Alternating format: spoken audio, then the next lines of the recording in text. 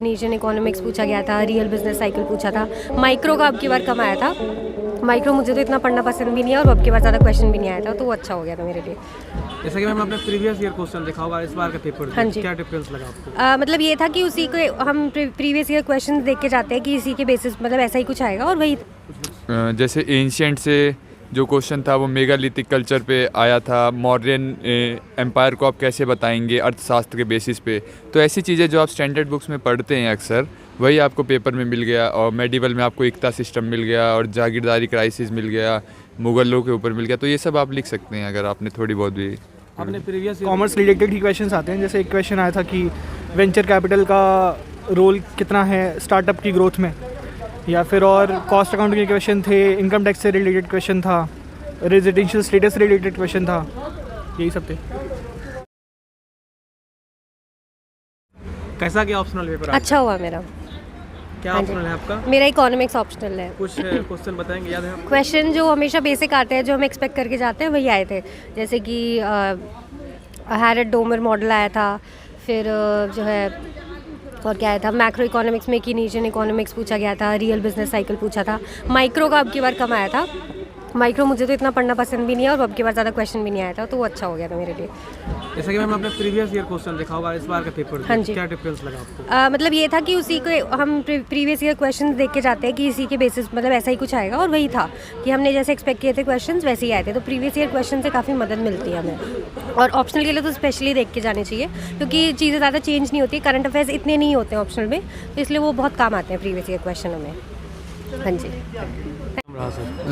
पिछली बार से comparatively paper easier side पे था, तो अच्छा हुआ। मैं हिस्ट्री ऑप्शनल का स्टूडेंट हूँ, तो उसी के हिसाब से बता सकता हूँ आपको। जी, क्या क्या कुछ क्वेश्चन याद है आपको? हाँ, मैप बेस्ड क्वेश्चन थे। पिछली बार मैप बेस्ड क्वेश्चन काफ़ी टफ आए थे, अब की बार थोड़ा सिंपल था मैप बेस्ड क्वेश्चन।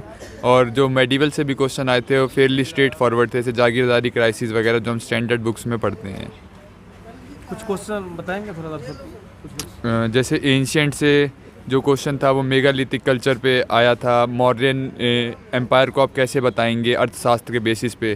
तो ऐसी चीज़ें जो आप स्टैंडर्ड बुक्स में पढ़ते हैं अक्सर, वही आपको पेपर में मिल गया। और मेडिवल में आपको एकता सिस्टम मिल गया और जागीरदारी क्राइसिस मिल गया, मुगलों के ऊपर मिल गया। तो ये सब आप लिख सकते हैं अगर आपने थोड़ी। आगे बढ़ने से पहले एक आवश्यक सूचना आप लोगों के लिए। यदि आप यूपीएससी की तैयारी में सफलता चाहते हैं तो आप सब लोग प्रेपलाइडर एप्लीकेशन के साथ जुड़ सकते हैं। डिस्क्रिप्शन बॉक्स में मैं लिंक दे दिया हूं, साथ ही हमारा कोड NU123 जरूर यूज करें। देखो ये एप्लीकेशन क्यों महत्वपूर्ण है। ये एप्लीकेशन आपको सफलता ही नहीं बल्कि एक अच्छा रैंक यूपीएससी एग्जाम में आपको दिलाने वाला है। आज के डेट में इंडिया में जो भी टॉप टीचर है सब के सब प्रेपलाइडर के साथ जुड़े हुए हैं, तो आप भी इस एप्लीकेशन को डाउनलोड करें। इस पे आपको मिलेगा current affair free magazine, NCERT free notes मिलेगी, सेव वीडियो दिया हुआ है यूपीएससी के लिए, विभिन्न सारे सब्जेक्ट के फ्री वीडियो दिया हुआ है, क्वेश्चन बैंक आपको मिलेगा प्रीलिम्स और मेंस का जो है, साथ में टेस्ट आपको मिल जाएगा प्रीलिम्स और मेंस के साथ। तो देर न करें, अभी आप लोग तुरंत डाउनलोड करें गूगल प्ले स्टोर पर जाके प्रेपलाइडर को। साथ में डिस्क्रिप्शन बॉक्स में लिंक दे दिया और लिंक पे क्लिक करके वहां से जल्दी आप लोग डाउनलोड करें प्रेपलाइडर को और कोड NU123 जरूर यूज करें। रिवीजन जो सबसे बड़ा कारण है, और दूसरा कारण ये है कि टेस्ट नहीं देते उतने लोग, मॉक टेस्ट वगैरह नहीं देते, जिससे वो अपनी नॉलेज को अप्लाई नहीं कर पाते। एग्जाम में नॉलेज होती है पर उसको अप्लाई नहीं कर पाते, तो ये बेसिक कॉज। अच्छा, नए लोगों को आंसर राइटिंग की तैयारी कैसे करना चाहिए? जो लोग नए लोगों को सबसे पहले तो प्रीवियस ईयर क्वेश्चन पेपर देखने चाहिए, क्योंकि वो यूपीएससी बनाता है, ना कि कोई वेबसाइट वाला। तो प्रीवियस ईयर क्वेश्चन को देखिए, उसको लिखने की कोशिश करिए। बाकी जो नए लोग एनसीईआरटी पढ़ते हैं उसके बैक में जो क्वेश्चन दिए रहते हैं वो आपकी आंसर राइटिंग प्रिपरेशन को स्टार्ट करने के लिए काफ़ी इंपॉर्टेंट हो सकता है। ऑप्शनल पेपर ठीक था, मतलब जैसे लास्ट ईयर्स में आता था उतना ही उसी लेवल का पेपर आया था। बहुत ज़्यादा डिफिकल्ट नहीं था, बहुत ज़्यादा ईजी नहीं था।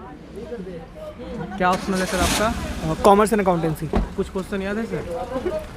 क्वेश्चंस तो हार्डकोर मतलब कॉमर्स रिलेटेड ही क्वेश्चंस आते हैं। जैसे एक क्वेश्चन आया था कि वेंचर कैपिटल का रोल कितना है स्टार्टअप की ग्रोथ में, या फिर और कॉस्ट अकाउंटिंग के क्वेश्चन थे, इनकम टैक्स से रिलेटेड क्वेश्चन था, रेजिडेंशियल स्टेटस से रिलेटेड क्वेश्चन था, यही सब थे।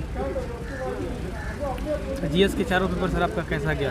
बाकी पेपर जीएस के पेपर ठीक गए हैं, और अगर ऑप्शनल में अच्छा स्कोर आया तो देखते हैं, वो तो रिज़ल्ट बताएगा, क्योंकि हम लिख कर आते हैं यूपीएससी उसको, और एग्जामिनर कैसे इंटरप्रेट करता है ये बहुत सब्जेक्टिव है। तो let's hope for the best.